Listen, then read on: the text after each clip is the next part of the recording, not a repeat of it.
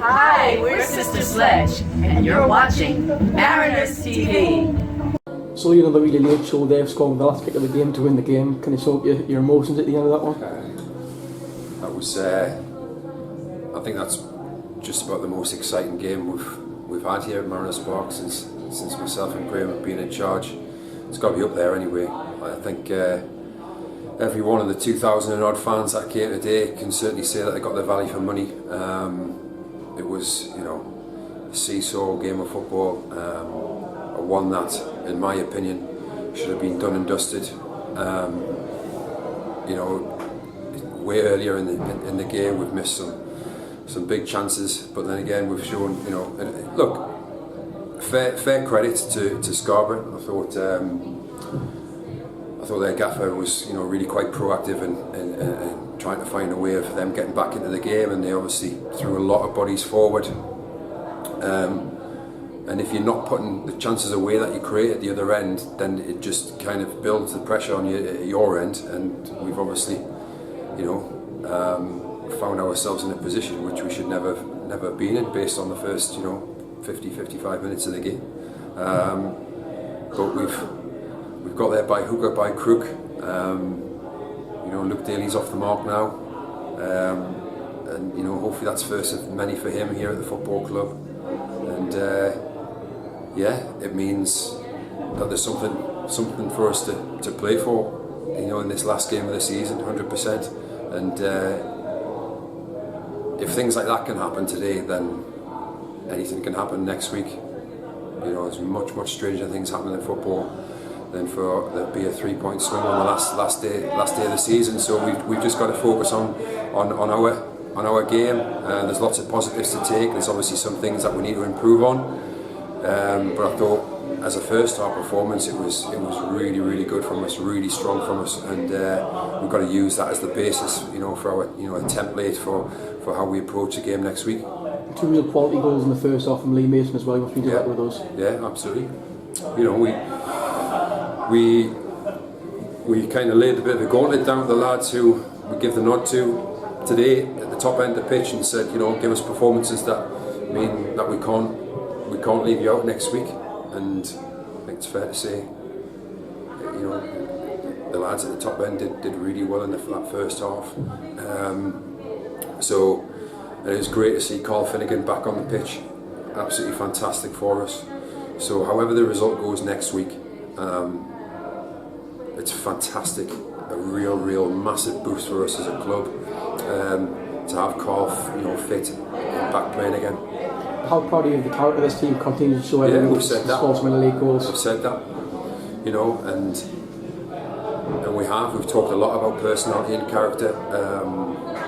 We talk about it all the time in terms of the culture that we want to continue to build here at this football club, and the lads have done exceptionally well. When you think some of the really tough phases of the season that we've been through this season, to have something left to play for in the last game of the season to potentially win the title still is testament to how, you know, how much the lads have stuck together, worked really hard, and showed a lot of grit and determination, as well as the kind of the more glamorous, you know, attractive football side of things. So we're just chomping at the bit now to get prepared for Saturday and give a really good account of ourselves. That counter attack at the end there, can you sort of what was going on through your head when that was sort of realising? I tell you where I'll start. You've got to give the referee enormous credit, absolutely enormous credit for allowing play to continue when Connor Bell's been scythed down at the halfway line. So, you know, I don't often come out, you know, publicly and complain about referees, but you know, we all do at times. So I think it's only right when a decision like that happens that you come out and give credit as well, because that, I would argue, 99 out of 100 referees there would blow up straight away. Because of just the whole atmosphere, the whole, you know, the moment of the game, and because it was such a cynical foul. So, you know, credit, it was a great piece of refereeing. This was the final home league game of the season as well. I know you want to show your appreciation to the fans at the end. Yeah. What would you like to say to them for the support today and throughout the season? Yeah, just that, you know, their almost unconditional support has been you know, absolutely remarkable. Like I've already said, we've had some tough phases through the season, and you know, generally speaking, for the vast majority, they've absolutely 100% stood by the team, myself, Graham, the management staff, you know, and it's absolutely incredible. And I was so pleased to see another 2,000 plus crowd there today. We're going to try and do everything that we can to, you know, whether it be Saturday or who knows beyond that, if needed. We're going to do everything that we possibly can to try and repay that support that the fans have shown us, and to hopefully give them something to really celebrate at the end of the season.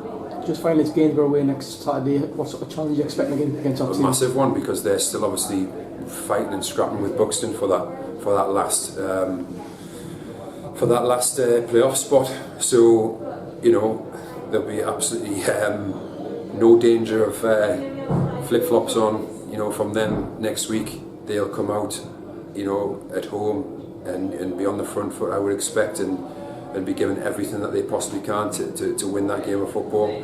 So you couldn't really have asked for a tougher test going into the last game, but it's a test and a challenge that we'll relish. And again, if we can show, particularly some of the levels that we showed in the first half today, then we've got a great chance of getting 3 points.